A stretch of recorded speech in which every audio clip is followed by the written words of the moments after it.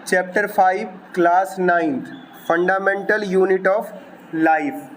देखो unit of life का क्या मतलब होता है, यानी हमारा जीवन किससे बना हुआ है? बॉडी से बना हुआ है। और बॉडी किससे बना हुआ है? तो सेल से बना हुआ है, ठीक है ना। All living body is made up of cell, यानी सभी जीवित बॉडी जो है वो सेल से बना हुआ है। और इस सेल को जो है यूनिट ऑफ लाइफ या यूनिट ऑफ बॉडी कह सकते हो, ठीक है। तो ये सेल किसने डिस्कवर किया था? तो रॉबर्ट हुक ने, ठीक है। डेड सेल के ऊपर, डेड का क्या मतलब है? देखो कुछ सेल जो होते हैं जीवित होते हैं और कुछ डेड होते हैं। तो पेड़ देखा होगा ना, बड़े बड़े विशाल पेड़ होता है, उसके ऊपर उसके छाल लगे होते हैं, वो डेड होते हैं। तो मृत सेल यानी मृत कोशिका के ऊपर या उसको डिस्कवर किया रॉबर्ट हुक ने 1665 में। उसके बाद जो है लिविंग सेल को किसने डिस्कवर किया ये बताओ? लियोन हॉक ने किया और रॉबर्ट ब्राउन ने न्यूक्लियस डिस्कवर किया। तो यही सारी चीज़ें क्या होता है, एक बार एक एक करके देखो। What are living organism made up of, ये क्वेश्चन है कि लिविंग ऑर्गेनिज्म जो है किससे बना हुआ है। तो ये जानने के लिए जो है सेल को लिया गया एक स्लाइड के ऊपर और कंपाउंड माइक्रोस्कोप में उसे देखा गया। जब कंपाउंड माइक्रोस्कोप में देखा गया, जो सेल स्लाइड के ऊपर प्रिपेयर किया गया, लिया गया और माइक्रोस्कोप में जब उसे देखा गया तो कुछ इस तरह का दिखा। देखो डायग्राम दिया हुआ है 5.2। तो ये अनियन पील है, प्याज की झिल्ली। अनियन पील क्या होता है? तो प्याज को जब छीलते हो तो नीचे पन्नी सा हल्का सा पतला सा दिखता है। तो वही अनियन पील लेकर के उसका स्लाइड बनाया, स्लाइड तैयार किया और उसको जब माइक्रोस्कोप में देखा गया तो कुछ इस तरह का दिखा। अब इसमें देखो क्या दिख रहा है, तो ये अलग अलग कंपार्टमेंट दिख रहा है, अलग अलग बॉक्स सा दिख रहा है। तो ये जो अलग अलग बॉक्स है यही क्या है? सेल है। और इसके अंदर जो डॉट दिख रहा है, ब्लैक स्पॉट, ये न्यूक्लियस है। तो यानी इतना पता चल गया कि सेल है या कंपार्टमेंट को ना देखो नाम दिया गया सेल। इसमें ऐसा कुछ नहीं था कि ये सेल ही है, मतलब इस तरह का है। तो इस बॉक्स को या गोले को क्या नाम दिया? सेल दिया। और इसके अंदर ब्लैक स्पॉट जो है उसको क्या नाम दिया? न्यूक्लियस। अगर सेल के स्ट्रक्चर की बात करें तो अलग अलग टाइप ऑफ सेल होते हैं और उनका स्ट्रक्चर भी अलग अलग होता है। These small structure that we are see on the building unit of the onion bulb, these structure are called cell। तो जो अनियन पील पर देखा गया स्ट्रक्चर उसको तो सेल नाम दे दिया गया, ठीक है। और अलग अलग जो सेल का स्ट्रक्चर है वो नीचे दिया हुआ है। देखो तो एक डायग्राम है 5.3। तो ये भी सेल है और ये भी सेल इतने छोटे सेल हैं कि जो कि आप नेकेड आई से, खुली आंखों से नहीं देख सकते, यानी इसे देखने के लिए माइक्रोस्कोप चाहिए होगा। क्या चीज़? हाँ, स्मूथ मसल सेल है,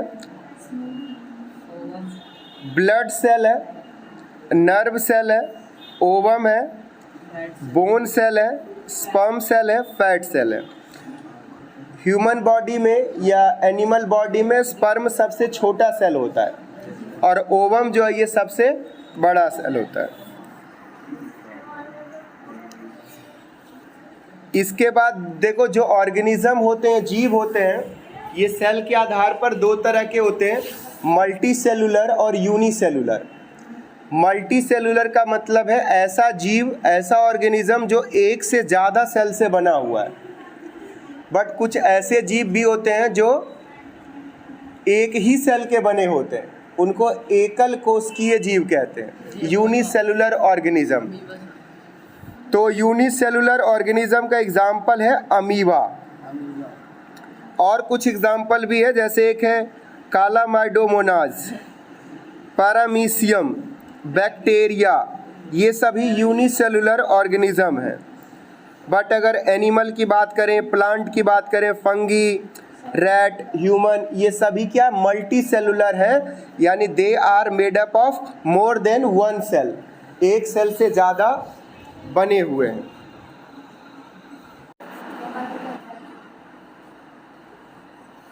कितना देखेगा, जब खुद में करनी है तो दूसरा क्या। The shape and size of cell are related to the specific function they perform. Some cells like amoeba have changing shape. देखो जो सेल का शेप और साइज होता है, साइज बड़ा छोटा, शेप उसका टेढ़ा मेढ़ा जैसा भी शेप है, तो ये डिपेंड करता है कि वो सेल का फंक्शन क्या है, वो काम क्या है। बट अगर एक सिंगल सेल अमीबा की बात करें तो they perform all type of functions. Amoeba सारे फंक्शन करता है, but they are a single cell, वो तो सिंगल सेल है। तो सिंगल सेल में digestion, assimilation, absorption, excretion, everything जो है सब कुछ उस सेल के अंदर होता है। किसके अंदर? सेल के अंदर। किसके सेल के अंदर? अमीबा सेल के अंदर। तो इसके लिए अमीबा क्या करता है, अपने बॉडी को चेंज करता है, अपने बॉडी के शेप को चेंज करता है, आकार जो है बदलता रहता है, और इसी आकार बदलने को जो है स्यूडोपोडिया बोलते हैं, pseudopodia form.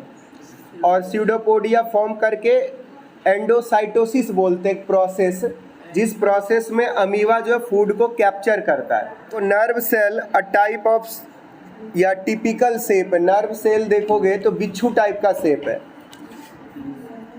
Each living cell has a capacity to perform certain basic function that are characteristic of all living form.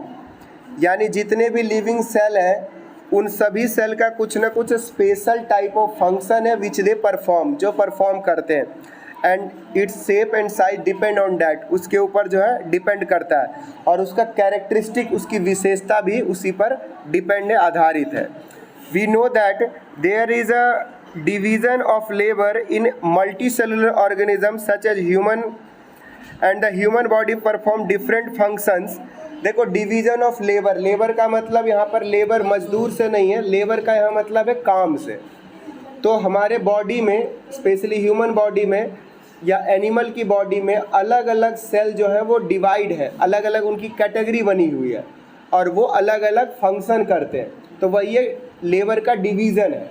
Labour मतलब देखो किसी को जो है ना ब्लड पहुंचाना है सेल तक, किसी को ऑक्सीजन एब्जॉर्ब करना है, किसी को पंप करना है, किसी को ऑक्सीजन मिक्स करना है, किसी को जो है भोजन पचाना है, किसी को एंजाइम्स बनाना है। So they are so many of type of works in our body and they will done by अलग अलग सेल से किया जाता है। तो यहाँ पर सेल की ग्रुपिंग होती है। तो ग्रुप ऑफ सेल को कहते हैं टिश्यूज, उत्तक, यानी group of cell are called tissue. So tissue जो है, अब डिफरेंट टाइप ऑफ टिश्यू जो है वो ऑर्गन का निर्माण करते हैं, यानी tissues forms organ and organ perform their work. जो ऑर्गन अंग है वो काम करता है, and some organs come together and form a system, they called system या बॉडी सिस्टम। लाइक देखो डाइजेस्टिव सिस्टम है, डाइजेस्टिव सिस्टम में लीवर है, पैनक्रियाज है, स्टमक है, इंटेस्टाइन है, ठीक है ना, फूड पाइप है, ये सब मिल करके क्या कर रहा है, डाइजेशन प्रोसेस को कंप्लीट करा रहा है। तो एक प्रोसेस हो रहा है, यानी डाइजेस्टिव सिस्टम है। तो डाइजेस्टिव सिस्टम में एक से ज़्यादा ऑर्गन शामिल है, एक से ज़्यादा ऑर्गन शामिल। तो कोई एक प्रोसेस होगा, तो यानी आप यूँ कह सकते हो सेल सबसे बेसिक यूनिट है, उसके बाद टिश्यू, टिश्यू के बाद ऑर्गन, ऑर्गन के बाद बॉडी सिस्टम, ठीक है, सिस्टम के बाद जो है पूरा शरीर है, ठीक है। यानी कोई भी शरीर या हमारा शरीर बना हुआ है सिस्टम से। कौन कौन सा सिस्टम है? तो डाइजेस्टिव सिस्टम है, सर्कुलेटरी सिस्टम है, ट्रांसपोर्ट या ट्रांसपोर्टेशन के लिए सिस्टम है, रेस्पिरेटरी सिस्टम है, रेस्पिरेशन होता है, सर्कुलेटरी सिस्टम है, एक्सक्रेटरी सिस्टम है। तो ये सभी सिस्टम जो है बॉडी को फॉर्म करते हैं। इसमें से कोई एक भी सिस्टम अगर काम करना बंद कर दे तो बॉडी क्या हो जाएगा, स्टॉप हो जाएगा, डेथ हो जाएगी हमारी। अब ये सिस्टम अकेले तो है नहीं, इसमें कई ऑर्गन शामिल हैं। तो ये ऑर्गन, अब सर्कुलेटरी सिस्टम की बात करोगे तो इसमें हार्ट है, ब्लड है, कैपिलरीज है, वेन्स है, ठीक है, सर्कुलेशन का काम हो रहा है पूरा, लंग्स भी उसमें है। तो एक सिस्टम में कई सारे ऑर्गन जुड़े हुए हैं, बट वो ऑर्गन जो है वो एक डिफरेंट या स्पेशल टाइप ऑफ टिश्यू से बना हुआ है, ठीक है। नेक्स्ट चैप्टर में हम टिश्यू के बारे में पढ़ेंगे। हार्ट जो है वो अलग टिश्यू से बना हुआ है, ब्लड जो है वो अलग टिश्यू से बना हुआ है, हड्डियाँ जो है वो अलग टिश्यू से बना हुआ है, यानी अस्थियाँ, बोन्स। तो ये जो टिश्यू है वो सेल से बने हुए हैं। तो यहाँ पर बेसिकली यही बता रहा था कि हमारे बॉडी में लेबर का डिवीज़न है, काम बटे हुए हैं, और ये अलग अलग सेल अलग अलग काम जो है करते हैं, अलग अलग वर्क परफॉर्म करते हैं। इसके लिए जो है एक तरह के काम करने वाले या एक तरह का शेप साइज वाले सेल एक साथ रहते हैं, उनको टिश्यू कहते हैं, और वो टिश्यू ऑर्गन का फॉर्म करते हैं, ऑर्गन मिल करके ऑर्गन सिस्टम बनाते हैं, बॉडी सिस्टम या ऑर्गन सिस्टम, और वो फिर बॉडी बनाते हैं। बॉडी तब तक ही सरवाइव कर पाएगी जब तक बॉडी जो है के सिस्टम्स काम करते रहेंगे, बॉडी के सिस्टम्स काम करते रहेंगे। आगे देखो, the human body has a heart to pump blood, ये मैंने बता ही दिया, stomach to digest food, so on. Similarly division of labour is also seen with in a single cell. In fact, each cell has got a certain specific component within it known as cell organelle.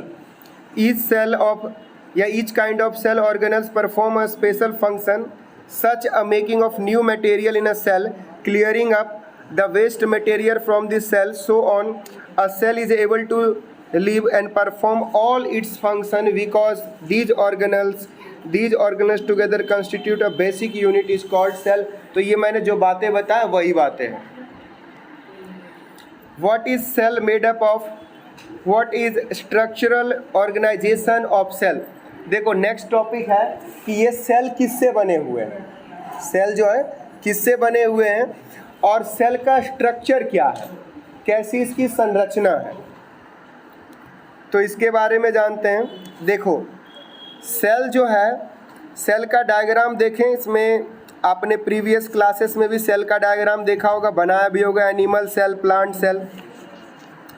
तो देखो diagram जो है 5.5 figure है जो cell का diagram बना हुआ है। तो सेल जो है वो स्मॉलेस्ट यूनिट, आप उसको कह भी सकते हो, नहीं भी कह सकते। नहीं इसलिए कह सकते कि सेल से भी छोटा उसके अंदर होता है। सेल के अंदर क्या क्या है देखो इस डायग्राम में, फिगर नंबर 5.5।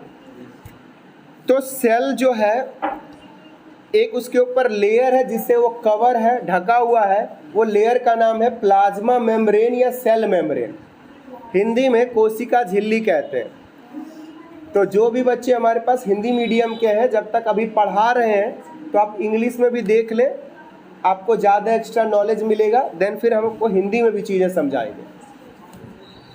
तो और पूछोगे तो बताऊंगा ही, अगर नहीं पूछोगे तो एक अलग बात है। जो चीज़ें आप पूछोगे वो तो मेरे को बताना ही है, चाहे जिसमें भी पूछो। एक होता है किताबी भाषा, कि आप किताब में जो लिखा उस हिसाब से बता रहे हो, समझा रहे हो। एक होता आपकी अपनी समझ, जैसा आपने समझा है, और सामने वाले को देखते हो कि ये बच्चा किस तरह से समझ सकता है, उस तरह से उसको समझाना, उसे कहते हैं टीचर का लैंग्वेज और बच्चों का लैंग्वेज। तो सेल को देखो, तो सेल की ऊपरी जो परत है वो सेल मेम्ब्रेन से बना हुआ है, जिसको कि प्लाज्मा मेम्ब्रेन भी कहते हैं। जब इसके अंदर आप जाते हो तो साइटोप्लाज्म मिलता है। साइटोप्लाज्म क्या, बिल्कुल जेली लाइक मटेरियल है, और उस साइटोप्लाज्म में ढेर सारे मटेरियल है। क्या क्या है, तो गोल्जी अपैरेटस है, सेंट्रोइल्स है, और क्या जी, लाइजोजोम से, राइबोजोम से, माइटोकॉन्ड्रिया है, रफ एंडोप्लाज्मिक रेटिकुलम है, न्यूक्लियस है, न्यूक्लियर एनवेलप है यानी न्यूक्लियर मेम्ब्रेन है, स्मूथ एंडोप्लाज्मिक रेटिकुलम है, तो कई सारी चीज़ें, वैक्यूल सब इसमें होगा, प्लास्टिड्स होंगे। तो they are so many small components are in the cell. So these all small components of cell are called cell organelles, यानी सेल के अंदर ये छोटे छोटे जो कंपोनेंट्स हैं इनको सेल ऑर्गेनल्स कहते हैं। इन सभी कंपोनेंट के भी काम है। अब आप सोचो, सेल ऑलरेडी बहुत छोटा है, हम उसको देख भी नहीं सकते, इतना छोटा है। उस सेल के अंदर भी इतनी सारी चीज़ें, एक बार ज़रा सुनो तो। पहला लेयर है वह सेल मेम्ब्रेन का, और प्लांट सेल में एक और लेयर होता है सेल मेम्ब्रेन के ऊपर, जिसको कि सेल वॉल कहते हैं, कोशिका भित्ति, सेल वॉल। यानी सेल वॉल है, फिर सेल मेम्ब्रेन है जिसका दूसरा नाम प्लाज्मा मेम्ब्रेन है, और उस सेल वॉल के अंदर न्यूक्लियस है सेंटर में, केंद्रक। और न्यूक्लियस और सेल वॉल न्यूक्लियस और सेल मेम्ब्रेन के बीच में जेली लाइक मटेरियल है जिसको कि प्लाज्मा मेम्ब्रेन कह रहे हैं, क्या कह रहे हैं जी, साइटोप्लाज्म कह रहे हैं। और साइटोप्लाज्म के अंदर छोटे छोटे कंपोनेंट्स हैं, कौन कौन से, तो Golgi apparatus, endoplasmic reticulum, ribosomes, lysosomes, plastids, mitochondria, vacuoles, lysosomes, centrioles, तो कितनी सारी चीज़ें। तो हमें इस चैप्टर में यही पढ़ना है कि इन सब का क्या काम है। यानी आप पढ़ें कि प्लाज्मा मेम्ब्रेन क्या होता है, क्या काम करता है, किससे बना होता है, सेल वॉल क्या होता है, किससे बना होता है, क्या काम करता है, माइटोकॉन्ड्रिया क्या होता है, क्या काम करता है, वैक्यूल्स क्या करता है, सेंट्रोसोल क्या करता है, एंडोप्लाज्मिक रेटिकुलम क्या होता है, क्या करता है, न्यूक्लियस क्या करता है। तो ये सब ही बस यही इस चैप्टर में पढ़ना है आपने। एनिमल सेल और प्लांट सेल होते हैं, यानी पादप कोशिका और जंतु कोशिका। तो इन दोनों में अंतर होता है। अंतर क्या होता है, तो किसी में जैसे वैक्यूल्स जो है वो एनिमल सेल में छोटे छोटे होते हैं, रसधानियाँ बोलते हैं इन्हें, और प्लांट सेल में बड़े बड़े होते हैं। ठीक है जी। न्यूक्लियस जो है एनिमल सेल में सेंटर में होता है, प्लांट सेल में साइड में होता है। और जो है प्लास्टिड्स प्लांट सेल में होते हैं, एनिमल सेल में नहीं होते हैं। तो इस तरह की कुछ चीज़ें हैं कि किस में क्या होता है, किस में क्या नहीं। जैसे सेल वॉल है वो प्लांट सेल में होता है, एनिमल सेल में नहीं होता है। सेल वॉल दोनों में होता है, न्यूक्लियस दोनों में होता है। तो इस तरह की बातें हैं, ठीक है। तो ये आप यूँ समझें, देखो यूनिसेलुलर और मल्टी सेलुलर में क्या अंतर है, एक क्वेश्चन, और ये आप छोटी क्लासेस से कर रहे थे, बट यहाँ पर भी इस क्वेश्चन को तैयार रखना है। जो एक ही सेल से बना हुआ है वो यूनिसेलुलर, और जो एक से ज़्यादा सेल से बना हुआ है वो मल्टी सेलुलर। इसके बाद प्रोकैरियोटिक और यूकैरियोटिक सेल्स होते हैं, यानी ये सेल होते हैं, और यूनिसेलुलर और मल्टी सेलुलर सेल नहीं, वो ऑर्गेनिज्म होते हैं। ठीक है। प्रोकैरियोटिक सेल होता है यानी एक ऐसा सेल जिसके अंदर न्यूक्लियस पर मेम्ब्रेन नहीं होता, न्यूक्लियस के अंदर भी मटेरियल होता है, और वो न्यूक्लियस के अंदर जो मटेरियल होता है वो एक मेम्ब्रेन से बना हुआ या मेम्ब्रेन से ढका हुआ नहीं होता, तो उसको प्रोकैरियोटिक सेल बोलते हैं। और जिसमें न्यूक्लियर मेम्ब्रेन होता है, न्यूक्लियर मेम्ब्रेन से ढका होता है न्यूक्लियर मटेरियल जो न्यूक्लियस के अंदर होता है, तो उसको बोलते हैं प्रोकैरियोटिक सेल। कई बार सिंपल ऐसे बोल दिया जाता है, प्रोकैरियोटिक सेल में ट्रू न्यूक्लियस नहीं होता है, फॉल्स न्यूक्लियस होता है, और इसमें बोल दिया जाता है कि ट्रू न्यूक्लियस होता है, एग्जैक्ट न्यूक्लियस होता है, because of the presence of the nuclear membrane. Size के ऊपर। तो प्रोकैरियोटिक और यूकैरियोटिक सेल्स के बीच में अंतर, प्रोकैरियोट्स और यूकैरियोट्स ये ऑर्गेनिज्म को बोलते हैं। जिस ऑर्गेनिज्म में प्रोकैरियोटिक सेल होते हैं उसको प्रोकैरियोट्स बोलते हैं, जिस ऑर्गेनिज्म में यूकैरियोटिक सेल होता है उसको यूकैरियोट्स बोलते हैं। तो दो क्वेश्चन हो गया, यूनिसेलुलर मल्टी सेलुलर, और एक हो गया प्रोकैरियोटिक और यूकैरियोटिक। इसके बाद एनिमल सेल और प्लांट सेल में अंतर, एनिमल सेल और प्लांट सेल। तो ये तीन क्वेश्चन हो गया डिफरेंस वाले, अंतर वाले। ये तीनों क्वेश्चन बाबू आपने प्रीवियस क्लास में 8th क्लास में 7th क्लास में कर रखा है। 9th क्लास का एक और क्वेश्चन है जो डिफरेंस वाला है। आपने देखा एंडोप्लाज्मिक रेटिकुलम लिखा हुआ है। एंडोप्लाज्मिक रेटिकुलम ये दो तरह का होता है, स्मूथ एंडोप्लाज्मिक रेटिकुलम और रफ एंडोप्लाज्मिक रेटिकुलम। तो इसमें भी डिफरेंस आता है, स्मूथ एंडोप्लाज्मिक रेटिकुलम और रफ एंडोप्लाज्मिक रेटिकुलम में अंतर। ठीक है, तो ये 4 क्वेश्चन हो गए जो डिफरेंस वाले हैं। बट हमें एक एक करके जो भी ये सेल ऑर्गेनल्स हैं इनके बारे में हमें पढ़ना है। तो ज़रा ये हम अगले पार्ट्स में पढ़ेंगे, अगले क्लास में पढ़ेंगे। आप ये बताओ सेल ऑर्गेनल्स होते क्या हैं। देखो, those components are present in the cell are called cell organelles. यानी सेल के अंदर जो छोटे छोटे उसके घटक होते हैं, कंपोनेंट होते हैं, उसे ही सेल ऑर्गेनल कहते हैं। कोशिका का अंग कहते हैं, कोशिकांग कहते हैं।